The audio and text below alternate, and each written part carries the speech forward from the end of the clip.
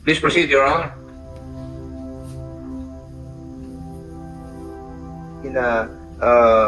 Invited on this investigation to take their oath, no? Baka hindi pa po nakakapag-oath yan eh. So, Yung po bang opisyalis ng Transport Cooperative, did you take your oath? Yes? Yung mga nagre-reklamo, did you take your oath? Okay. They have taken their oath, Your Honor. last time, Mr. Chairman, Chairman ba tawag sa inyo, Mr. Raul Asuncion? Chairperson po, saka si GM, ano, si Tablan, si Julie Tablan.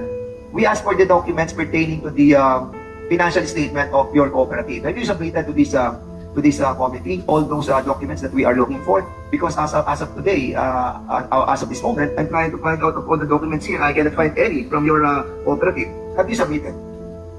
Your Honor, hindi po kami nabigyan po ng ano.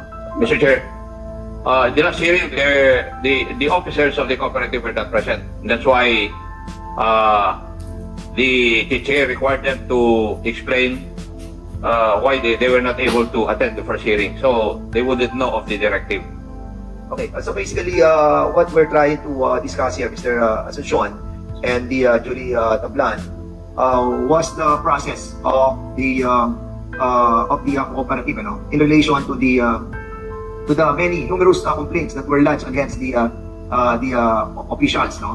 And magpo-focus po tayo hindi po doon sa 34 complaints. Magpo-focus naman po tayo doon po sa binili niyo pong sasakyan na kung saan nabigyan kayo ng ilang loan? 94 million, am I right?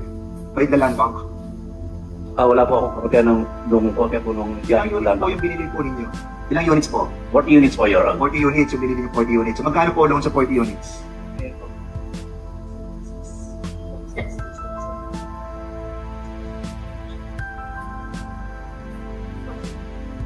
Magkano po yung loan? Alam niyo, you should know about the loan. Yes, kilo po yung ano, yun, nandiyan po yun. Estimate na lang, magkano?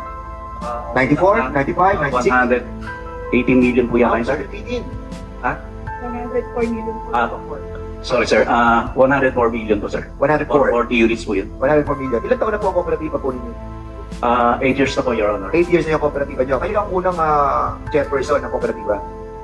Opo, Your Honor. So kayo na bumuo ito for almost 8 years, binuo niyo po ito. Okay, ang nag-wonder po kami dito kasi the last time that we are discussing this, Mr. Alpha Martinez mentioned about the 15 to 16 billion that was given to the cooperative. Basically, kung pumunta na lang po tayo sa 15 million sa 40 units, well, basically that will be 300 to 350,000. So sa 350,000 per unit na nabigay po sa inyo, can you kindly tell us, ano-ano ang pinuntahan ng 350,000 pesos per unit? Your Honor, bago po ako magsimula, gusto lang humingi ng paumanhin po.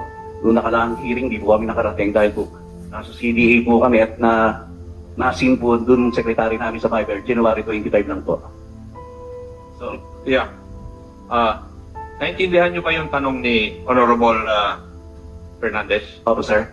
Kasi nung wala po kayo, para sa kalaman po ninyo, a certain Mr. Alpha Martinez, kilala naman po niyo yun siguro. Yes, Your Honor. Siya At po yung... nandito naman yata siya. Nandito siya, si Mr. Martinez. O sige. Ang sinabi po niya, siya ang nag-ayos ng inyong loan package. Tama po ba? Ang ano ko lang po dito, dinala po kami ron sa... Yeah, yun nga. Ang Okay. sinasabi ko. Yes, Your Honor. Yes. Doon sa hearing na yon, sinabi niya na merong parang package deal na in the amount of 16 million na ibinigay po sa kooperatiba. Yung 16 million, kung i-divide natin dun sa 60 units, if I remember. 50 to 400. Pero I think the right computation, if I may, no? Because after the hearing I computed, siguro mga 350,000 per unit. Yun ang allegation ni Mr. Alpha Martinez.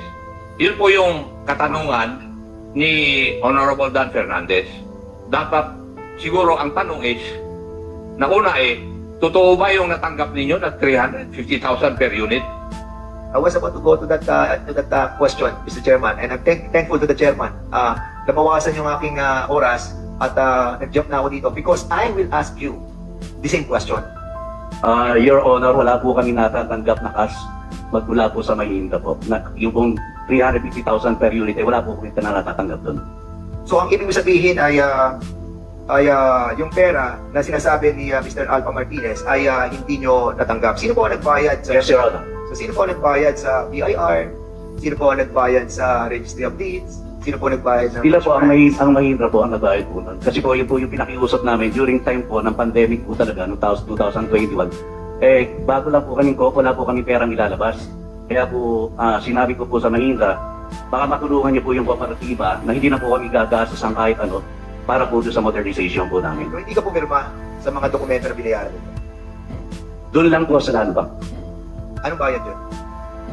Yung po sa loan po namin. Sa BIR? Hindi po ako nagbayad po doon sa BIR po. Julie Tablan. I don't know. Nagbayad ba si Julie Tablan? Sa BIR po? Yes. Opo, nagbayad po Saan yung siya. dalawa pera? Binigay po ni Sir Alpa yata po para po itong bayad po. May resibo po lahat po yun. So, ang ibig mo sabihin, ang sinasabi nyo, nagbigay si Alpha Martinez ng pera sa inyo, pambayad ng BIR lang? Pati po doon sa RD yata, nagbayad din po siya. Alpha Martinez, you have to be here in order to clarify all this gray area. Dahil in the last hearing, you have mentioned that you have given, no? Ito moment of truth to, Bayan natin kung sino nagsisinungaling dito. Alpha Martinez, you have mentioned in the last hearing that amounting to 14 to 16 million was given to the cooperative. And andito po sila, Raul Asuncion, and trying to tell us na wala silang nahawakan na pera. With that, kung wala silang nahawakan ng pera, ikaw ang nagsisinungaling. So, what is the truth about this? Because if you are telling lies in this hearing, we might be construed to do something that we won't like. And also to you, Mr. Chairman, Raul Asuncion, if you are telling a lie in this investigation, kahapon, 6 na police official ang pina-contempt namin. Ayaw na namin. Wala nang tulungan. Sa bikutan, meron kami. So before you answer, Alpha, Mr. Alpha Martinez, ano ang katotohanan na sinasabi niyang wala kang binigay na about 350,000 per unit o umaabot ng 14 million? Magandang umaga po, Your Honor. Okay, maraming salamat po. Kagaya po nung aking minimension last hearing po natin, yung pong 14 to 16 million, hindi naman po yan nila nahawakan buo na cash. Meron po kasi yan package. Kung maalala niyo po, na ipaliwanag ko po, may pwede po magpaliwanag, ito po yung during nung ating pandemic, 2021 po. Andali lang. Yes, sir. That is beside the issue. Opo. If I remember your statement in the last hearing, ikaw ang middleman ng kooperatiba at saka yung Mahindra. Tama? Tama po. O kasi pati ako, I will move to cite you in contempt. At hindi ka dito makukulong. Sinasabi ko na sa'yo. Di ba? Yun ang sabi mo. Opo. Tapos may gift package na 14 to 16 million. Tama? Meron kaming records o transcript ng sagot mo. Your Honor, sinabi ko po, kasama po yung lahat po yun involved. Kaya ay pwede ko pong ipaliwanag dito kung saan din po napunta yung Hindi mga... ko tinatanong kung saan napunta. Ang tinatanong ko sa iyo, totoo ba na sinabi mo yun? Opo. O totoo na sinabi mo yun na may gift package na binigay ng Mahindra sa kooperatiba. Tama po. Pero alam ko rin na kumita ka rin doon. Totoo po yun, Your Honor. Yes. Kasi I have witnesses to prove that. Yeah. As a matter of fact, Mr. Chairman, yung pagkikita nyo naman is not covered by the any procurement law because you have directed the agreement and procurement of that vehicle from the cooperative and the manufacturer. Ano yan? Agreement nyo yan eh. Corporation yan o cooperative yan eh. We really don't care. But the problem here is this. Because these people are trying to find out nasan yung book of accounts of those 14 million that is not reflected in accordance with them, wala doon sa kanilang sa financial statement. And that's the reason why we're trying to prove kung talagang naibigay mo Alpha Martinez sa kanila. What evidence can you give us that you really given yung franchise of money to them? Your Honor, narinig ko naman po kanina, they already said that galing po sa akin yung kanilang pinambayad sa BIR and doon po sa RD. So po, dyan po magsisimula yan Yes. na talaga pong may binigay kami. Correct. Kasi natin Your Honor, Yes. Mr. Martinez, according to my information, ikaw ang una nag-finance ng pangangailangan ng kooperatiba. Yes, Your Honor. Yes. Totoo po yun. Please continue. Yes. Huwag sinungaling, dahil anak ko yung sinasabi ko. Okay, so Mr. Raul Asuncion and si Julie Cablan. So, hindi tumanggap kayo ng pera kay Alpha. Kasi kanina, a while ago, you were saying na wala kayong tinanggap, hindi nyo hinawakan ng pera. So, tinanggap nyo ang pera na nanggaling kay Alpha. Is that correct? Aside from the BIR na tinanggap nyo, ano ba ang tinanggap nyo sa kanila? Wala na po, sir. Siya nga po ako nagtataka na. Okay, wala naman po kami.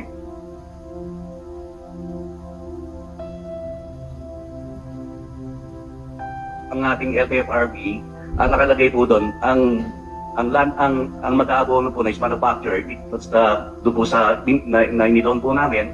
Tapos po, pag nabayaran po ang land bank, at saka po nila ibabalik po doon sa... Okay, so kung nabayaran sa land bank yung pera na 6.4 million, naka-reflect yan sa financial statement nyo, yung 6.4. Naka-reflect ba yan sa 6.4? Yes, sir, all naka-reflect po. Okay. Sige, yung mga members sa BOD na tinanggal, please state your name and sino yung mga tinanggal sa BOD? Bakit kayo tinanggal? Your Honor, pwede po bang Go ahead, Mr. Chairman. With all my pleasure. May I be recognized? sandali? Ay, nagsasalita po ako. Mr. Martinez, ulitin po natin yung katanungan. Kasi nasa transcript of records, yung 14 to 16 million binanggit mo sa last hearing. Yes, Your Honor. Gift package yun. From Mahindra. No, it's not gift package po. Ano? Ang sabi ko po, yun po ay package po doon sa na-loan po ng kooperatiba. Nilinaw ko po yan, Your Chair, nung umalis po kayo at andyan po si, iba po ang nag-chair. Inulit ko pa po yan doon sa last hearing na yan po ay package na kasama yung insurance, kasama po yung chattel mortgage. Hindi. Sa susunod, ipapatawag ko yung Colombian Motors para magsabi sila ng totoo. Yes. Kasi, yung binili nyo na sasakyan at ibinayaran dun sa loan, kasama na yung mga insurance doon. Normal na nangyayari yan. Halimbawa, bibili ng sasakyan na bago, si Honorable Jojo Garcia, kasama na yung lahat ng insurance doon sa taxes. Sandali. Yeah, wait, Mr. Oo. Chairman. Okay. Kaya sinisiguro ko na yung gift package na yon eh para ma-entice yung kooperatiba para doon sila umorder. At ikaw mismo, kumita ka rin doon sa 14 to 16 million na yon. Kasi ikaw ang unang nag-finance it. Opo. Yes. Hindi mo naman inamin nung una, ngayon mo lang inaamin. Mhm. Ang tanong ngayon ng mga BOD na allegedly tinatanggal ng kooperatiba, nasaan yung pera ngayon naka-reflect? Yun din ang tanong ni Robert, naka-reflect ba doon sa financial statement? I have a copy of your financial statement here. Wala akong makita. Kung nasaan yung 14 to 16 million at nasaan din yung saan napunta yung kwan. Yun ang katanungan ni Honorable Fernandez para maliwanag. I think, Mr. Chairman, no? You have to be truthful, Alpha, Martinez. Kung meron kang mga ebidensya na magpapatunay na ginastos nila yung pera na binigay mo, which in relation to your allegation ay binigay mo pa.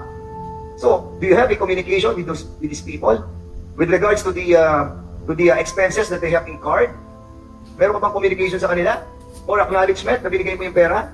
Or ginastos sila sa ibang bagay yung pera? Your Honor, ang alam lang po namin, no?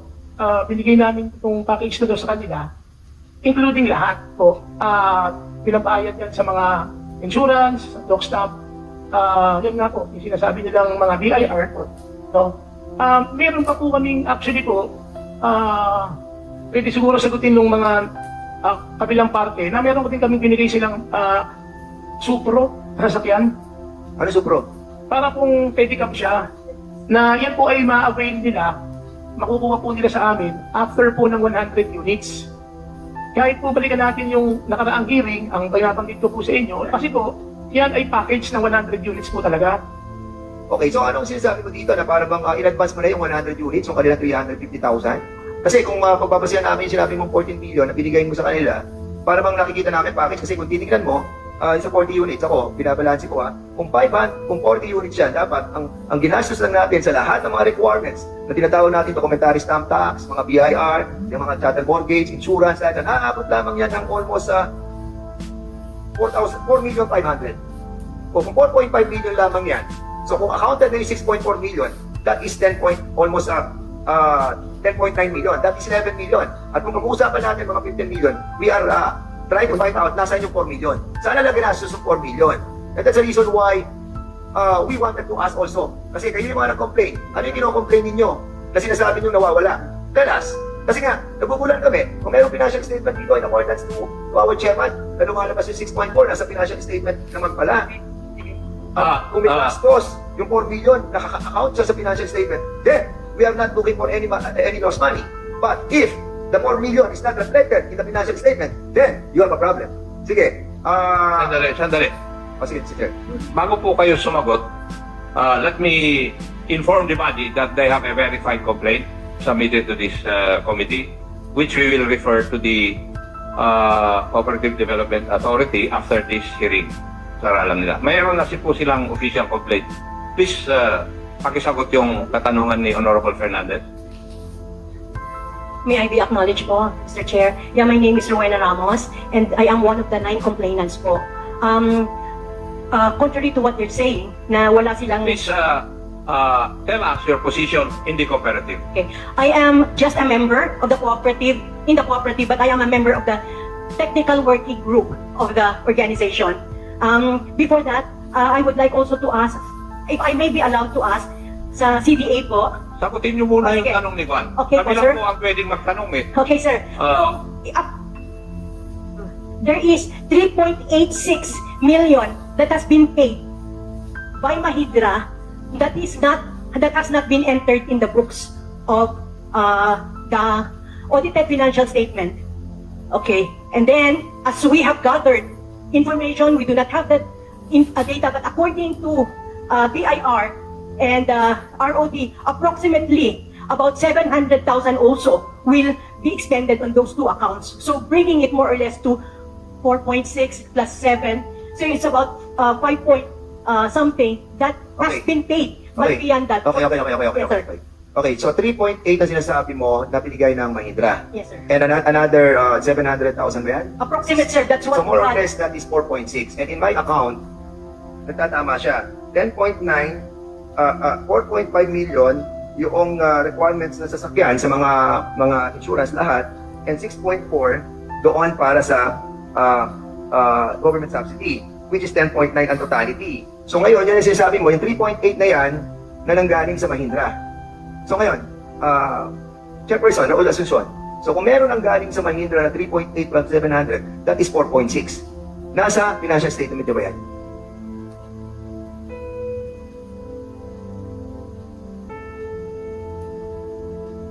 So yan yung missing na 4.6 na sinasabi natin sa totality ng almost 14 to 15 million that Mr. Alpha Martinez is trying to tell us. But, of course, we are giving the benefit of the doubt that the 4.6 is in the book of accounts. Tell us, nandun ba? Your Honor, ang sasagot po dito si Julie Tablan, yung manager ko. Sa siya po yung nasa operations. Julie Tablan, please.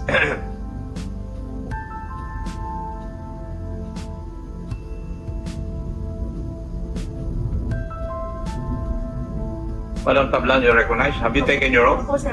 Thank you. Hello po. Yung pong 3.8 po is may binayaran na po yan natin Mahindra. Wala po kami nilabas po na pera. Nung nabay po namin yung mga units, wala po kami sir nilabas na pera from COO. So si Mahindra na po sir lahat nagbayad. Ano yung sinasabi niyo na binayad na Mahindra yung 3.8? Opo, naka-note naman po. I'm not asking you. Sila. Ano yung sinasabi niyo na binayad na Mahindra yung 3.8? Andito Sino nagbigay ng external audit? Sino nag-conduct ng external audit? Sino nag-conduct? Can you give us the documents? Meron ako. Hindi pa. Wala mo. Yung report ng independent auditor. Okay lang yung sa amin 3.8 dito. So basically, kung pag-uusapan natin yung totality ng 14 million, nagtatama yung 4.6 na nawawala. So, Habang kayo nagre-reconcile, the chair would acknowledge the presence of the Honorable Gus Tambunting, Chairman of the Committee on Legislative Franchises and representing the 2nd District City of Parañaque, NCR. sige, tell us yung 3.8 and ano, para maliwanagan kami. Ito na po yung mismo total.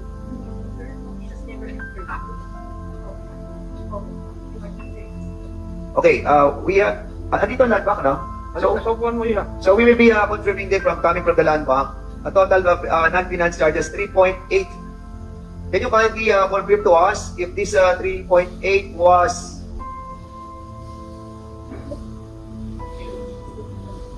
3.8 ba o 3.6 to? 3.67.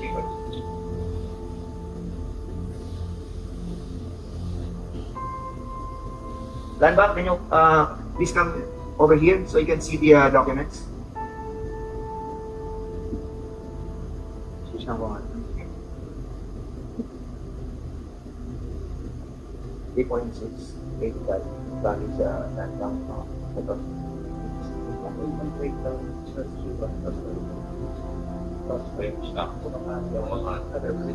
Okay. Tapos, initial ito. Ay, oh, sorry. Your request Yes, to ask Mr. questions because this hearing will end up I know, until 100 hours because of the caucus.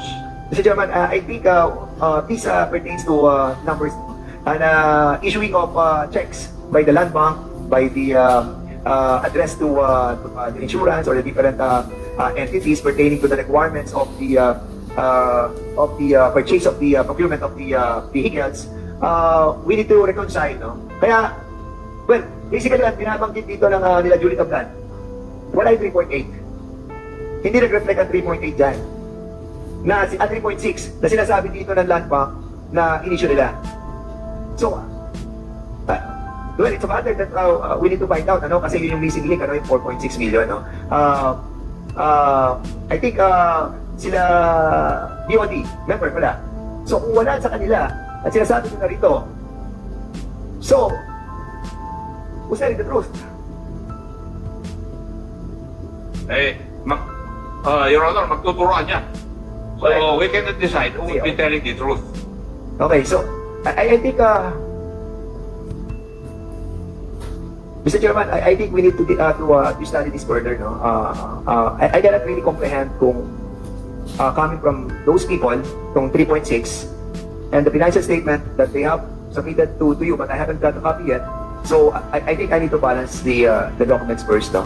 Para mapag-aralan natin kung yung veracity ng kanilang allegation. And you have to substantiate your claim. Mr. Alpha Martinez and the members of the you have to substantiate the claim that you have given the 14 million to them. Kung ang pagpapasihan nila lamang ay yung sinasabi nila na wala silang hawakan ng pera, then Mr. Alpha Martinez, you are in trouble. Di ba? Unless you have proven to us that you have evidences to support your claim. Yes, Your Honor. So, can you submit to us? Meron ka bang mga claim na ebidensya para sabihin sa amin na talaga nagbigay ka sa kanila? Pwede po, Kasi it's a matter of your the truthfulness of your claim that you have given 14 million pero kung wala kang mapapakita sa amin that you have given that 14 million, di ba? You're lagging. Mr. Chair, sige lang. So tell us, Mr. Alva Martinez, meron ka bang hawak wala? meron po, Your Honor. O asan? Pakita mo sa amin, anong hawak mo na merong ebidensya against them? Para maliwanagan na tayo dito kasi kapag sinungaling ka dito, may kalalagyan ka. Diba? Bigay mo sa amin ang ebidensya mo. Huwag mo na kami pahirapan. Bigay mo ng ebidensya para malaman natin kung sino nagsisinungaling. Ikaw o sila. Mr. Chair, sige na kayo, Mr. Alpha. Hindi, sandali. I haven't recognized you. Hindi, ano muna, sabihin mo, ano ebidensya mo? Ang mga evidence ko lang po ay mga text message or para pong messenger na tinulong po ng Mahindra yan sa Sige. ating Sandali. I think we have a representative of Mahindra present today. Meron ba? Yes. Siguro yun ang tanungin mo kung talagang nagbigay sila ng pera kay Mr. Yes, Martinez. I'm asking them, Mr. Chairman, but I wanted to find out muna yung ebidensya na sinasabi mong text. Kung meron kang text, show it to us. Anong text na sinasabi mo na meron kang ebidensya against them? You have? Yes, Your Honor. Can you show us? Sino ang ka-text mo? Si Miss Julie Tablan po. Julie Tablan. Julie Tablan, nagte-text ba kayo ni Mr. Alva Martinez? Para po dun sa pambayad po ng RT, at saka TPL, at saka po yung BIR. At tinanggap mo lahat ng pera yun. Opo sir, almost mga 900 plus di po. Tinanggap ko pala, Dalawang umawak ka ng batch po, pera. sir. Your Honor, please wind up. Oh, so kung, Your time is up. okay. So kung umawak ka ng pera, ibig sabihin, tumanggap ka kay Alpha Martinez. Opo sir, pambayad po dito kasi kami po dapat na magbayad. Ano kanina sinasabi nyo, wala kayo nahawakan ng pera, pag hindi na nagdediretso ng pera, papunta ng mga babayaran. Sir, But kasi- here, hinawakan mo pera. Kasama ko rin po sir ang land bank dahil nga po pambayad po namin dito sa Correct, mga RD. tumanggap ka kay Alpha Martinez, is that correct? Opo sir, kasi nga po Yes, pambayad tumanggap po. ka, ilang beses ka tumanggap? Sir, twice lang po Magkano? pambayad po sa resibo. Almost 980 po sir. Kung pero kayo sinanggap, Pero sir, may resibo po lahat. may resibo. Opo. Pakita mo sa amin. Alpha. Okay, meron resibo. Baka na lang iya, eh. Maupo ka lang muna dyan. Meron resibo na pinapakita sila. Kung 14 million na na-allege mo na binigay mo sa kanila, how can you prove to us that is more than what is needed by these people? Your Honor, may uli po. Kaya nga po, ako humihiling kanina pa ng kung pwede ko pong ilahat kung saan po napunta yung 14 million. Sige, okay, go ahead. Sige, lahat sa amin para makita natin.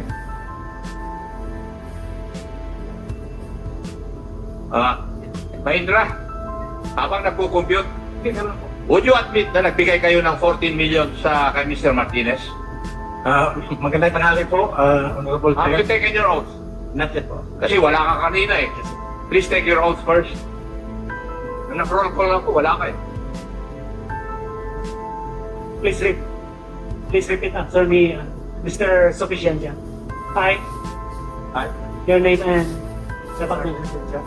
do solemnly swear So you swear? to tell the truth, Tell the truth, the whole truth, the whole truth. and nothing but the truth in this legislative inquiry. So help me God. Habang kinocompute ni Mr. Martinez, totoo ba na nagbigay ng Mahindra ng 14 million sa kanya? Yes or no? No, sir. No. First, tell Hindi.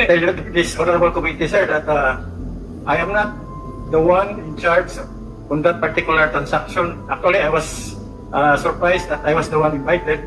However, I will relay this to my superiors so we can appropriately respond to this particular issue. Sige. So, in other words, you're telling us that you cannot answer questions here. Yes, po. Okay, thank you. Mr. Alpha Martinez, Please wind up, Your yes, Honor. you were telling us that they gave you money. So, Mahindra, hindi sila nagsasalita. She's not the right person to speak up. They issued something to you. Para masabi mo na nabigay ka sa kanila. Kung ikaw ang agent nila, have they given you something for you to give them? Yes, Your Honor. Ano Meron po. bigay nila? Check ba yan? Cash ba yan? What? Yun po, binigyan din po nila ako ng summary nung naging transaction ng Check cash. yung iba po cheque. Yes. Okay, Your Honor. check sila binigay sila. We need to find out from Mahindra, the right person we will be, but si Chairman, can we invite the right personality in the next hearing? We will, Your Honor. And for your information, Yes, sir. si Mr. Alpha Martinez, as I've said a while ago, siya ang unang nag-finance doon sa mga pangangailangan ng kooperatiba. Yes, Your Honor. Kaya nga in tranches yung bigay ng Mahindra eh. Hindi one time. Tama? Yes, Your Honor. Oh. Kaya alam ko yun.